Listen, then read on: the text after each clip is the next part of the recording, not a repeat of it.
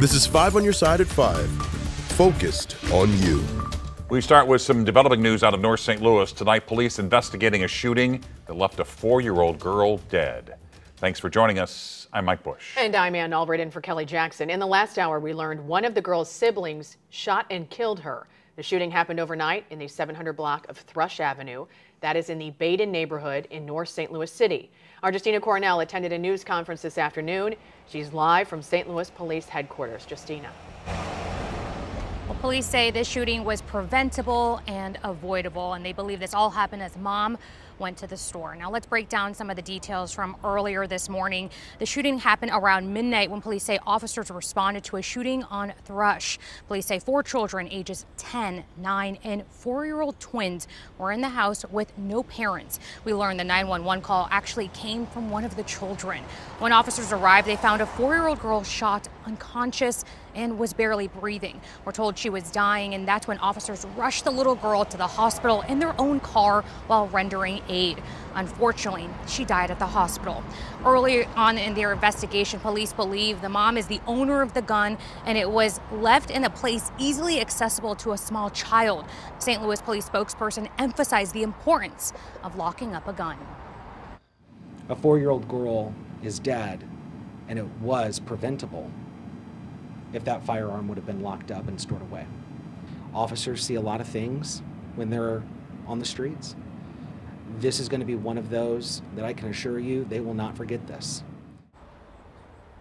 Right now, police are working with the Circuit Attorney's Office to see if any charges will come down. Now, if you need resources on gun locks, you can head to our website, ksdk.com, and go to the section as seen on TV. Reporting live, Justina Coronel, 5 on your side. There will be a funeral this week for a Columbia High School student killed in a crash. Crawford Bryant was a passenger in a car when it crashed on Hanover Road in Monroe County on Sunday. 3 other students were hurt. The cause of the crash is still under investigation. We've learned Bryant was a sophomore at the school, and just hours ago, we talked to the school superintendent about this tragic loss for that small community. All the school districts around here have reached out and have sent us social workers or counselors to help us with our needs. And so today we ran through a schedule, but we had a bunch of counselors in the library being able to work with students that wanted to process through this tragedy. Bryant's funeral is Thursday morning at 10 at Order Park in Columbia. There will be no school that day, so students and staff can attend the funeral. All right, time now for the weather. Our cool and dry stretch continues this evening. Let's check in with meteorologist Gary Frank. Yeah, feeling pretty nice. We saw more clouds today than yesterday. That was a big difference. Temperature-wise, not all that different, maybe a little cooler. But as we look at our visible satellite, most of these clouds have been streaming in from the west. They're not incredibly thick. They're of the high variety. They're 20,000 plus feet in the air, but they're varying levels of thickness where you've been able to see parts of the sunshine, but you've also been able to see where it's clouded up a little bit more. Otherwise, it's still pretty nice. As we look at different view down Market Street, the wind has picked up mostly out of the east today. It's less breezy than it was yesterday. 77, we got to 78. Our normal's 85. So anytime we're below normal this time of the year, we don't really expect that, but still, it was 60 this morning. It felt pretty nice. And overall, I think we're going to see things a little bit better. It tells us that the weeds are low. I'm telling you, ragweed's probably still high, and mold is too. You're probably feeling that to some degree. And the grass is low. I'm surprised it's that high, to be honest with you. It's so crispy. There's no rain. And this evening, there's not going to be rain despite that cloud cover. I think over the next few days, we still look at the main weather impacts being, overall, it's cooler, but there is a slight chance for rain and a slight bump in humidity. How that impacts us the next few days, and why we can even get cooler than we have been the last couple of mornings. And you can always get our forecast by texting the word weather to 314-425-5355. Missouri lawmakers held a special committee on illegal immigrant crimes today at the St. Louis Public Library. The hearing comes in a presidential election year where many voters see immigration as a top issue. Our political editor, Mark Maxwell, was there. Mark? Mike and Ann, so many local advocates showed up to testify in protest to the whole idea of this committee that top House Republicans backpedaled and said their only aim was to examine crime itself. Democrats and other researchers asked then why call it the Committee on Illegal Immigrant Crimes in the first place, especially in a state with so few immigrants living here at all, and when crime statistics show undocumented migrants commit far fewer violent crimes than American citizens. Republicans invited a county sheriff from the border in Arizona to testify. He blamed cartels for exploiting desperate humans for profit and blamed Congress for not doing enough to fix it. One expert demographer told us he's seen friends and family of his move away from this shrinking city, in part due to the hostile rhetoric directed toward the immigrant community. I want them to stay. I want to see St. Louis succeed. I want to see Missouri succeed. But it's very difficult when language like this emerges in the public atmosphere and immigrants say, well, maybe this city is going to be better for my children.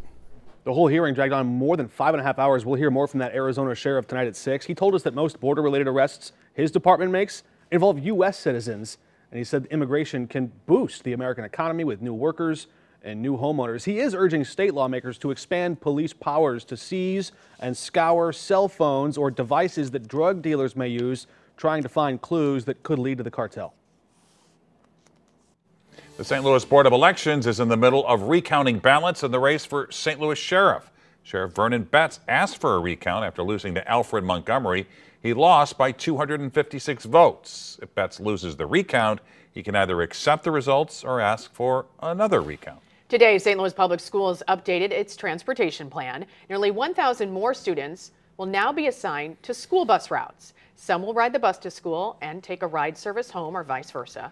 The school's been operating under a new transportation plan since losing a contract with the Missouri Central Bus Company over the summer. Students are either taking buses, the metro, or a rideshare service, and this has led to some transportation headaches since school started a few weeks ago.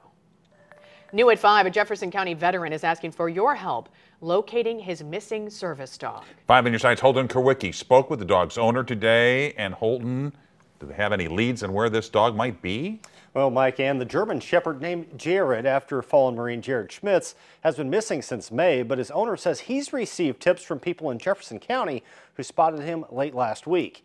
Timothy Frusta told me that he got Jared in 2021 after years of struggling to cope with PTSD and various medical issues linked to his time in the service.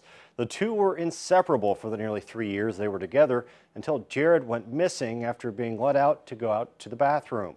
Since disappearing in May, multiple search parties and even trained scent dogs have tried to locate Jared, but have come up short, though he has been caught on trail cameras multiple times over the past 3 months. Frusta told me he just wants to find his four-legged friend and bring him back home. I'm trying my best to keep on going. I'm trying my best not to give up.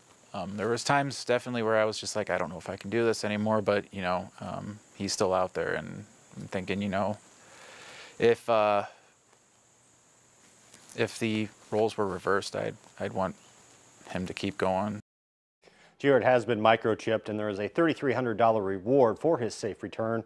Coming up at 6, I'll have more on the search for Jared and why Frusta says he won't give up until his four-legged friend is in fact back home. Ann? Protests continue tonight across Israel. What we're learning about the latest push for a ceasefire and hostage release deal. A paracyclist from Illinois is hoping to medal in Paris. How the road of adversity prepared her for the competition.